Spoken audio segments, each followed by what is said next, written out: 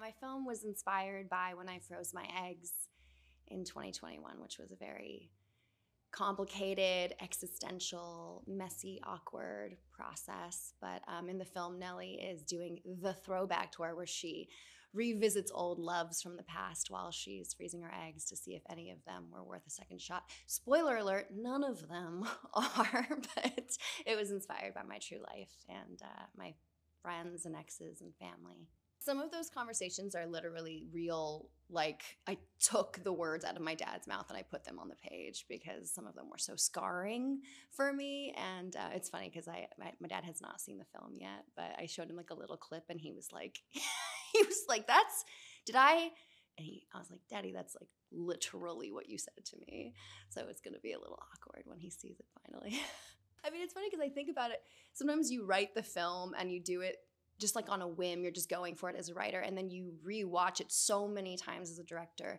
And I'm finding things, I'm almost like looking at myself through a new lens. And I'm like, that's so interesting because I think if originally I'm sort of making fun of my brother and my dad, but then you sort of realize that that's a big part of the love story is the men in my life that have been there from the beginning, that there's this revolving door of men in the movie that she sleeps with or dates or whatever, hooks up with randomly.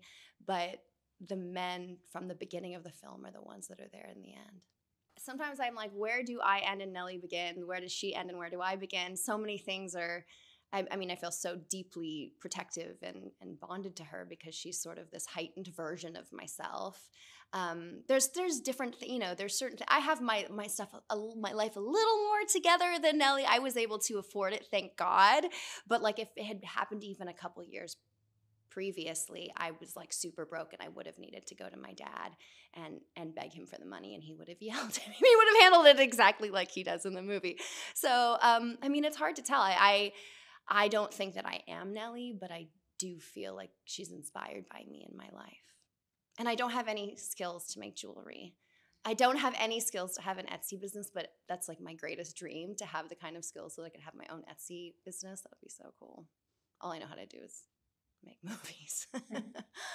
The love of my life is the women in my life. The love of my life and my work is women in general.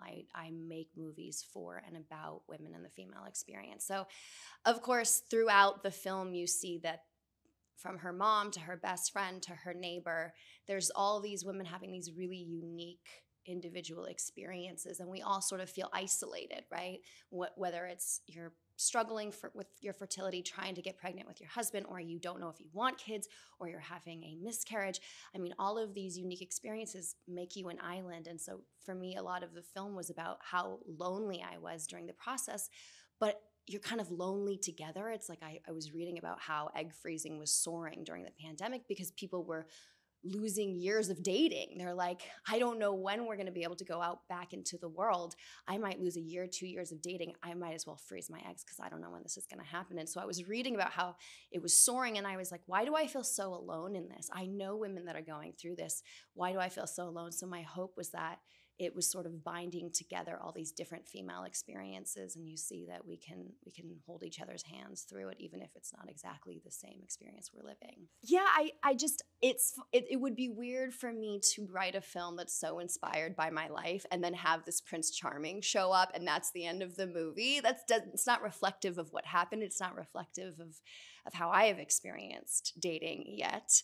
And it's not that I don't believe in a soulmate, and I don't believe that a man can come and change the whole game, or a woman, or anybody. But I think for me, I wanted something that, in the end, when I froze my eggs, the answer was not a man. The whole point of it, the whole point of doing it, the part about it that was so empowering for me was that I took care of myself.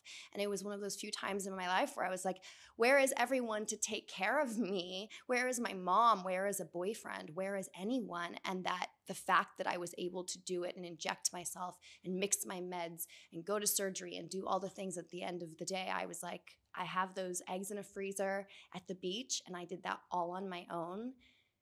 It made me go, it's like that. It's like we were listening to Miley Cyrus this morning and I was getting her. It's like flowers. Like, I can love myself better. I can do this. Like, I don't need all the things that make you think you need a man or a husband. It's like, there's some things that you would need that for, but a lot of things you can take care of yourself.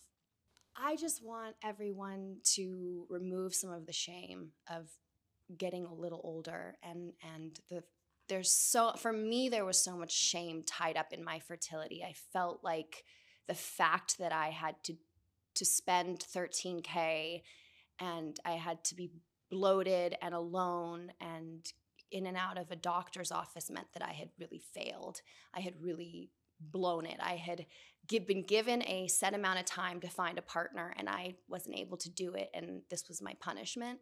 And so my hope is that from my film, it illuminates a little bit of the process and removes a little bit of the shame, and we don't shame ourselves. We don't shame other women or humans in general about whatever their decision is, having to do with their ages, having to do with marriage, having to do with children. That we just kind of lay back a little bit and support each other in whatever our journeys are. She sort of is meant to embody that outside, the world watching her and going, what is wrong with you? She's like hooking up with dudes. She's pulling out boxes of alcohol. She's dancing alone in her room and crying and eating peanut butter. I mean, it was like, for me, it's like all the worst moments. Parveen bears witness to her darkest moments. But in the end, I mean, I don't want to spoil my movie, but my hope is that it shows that we can find angels in the most unexpected of places.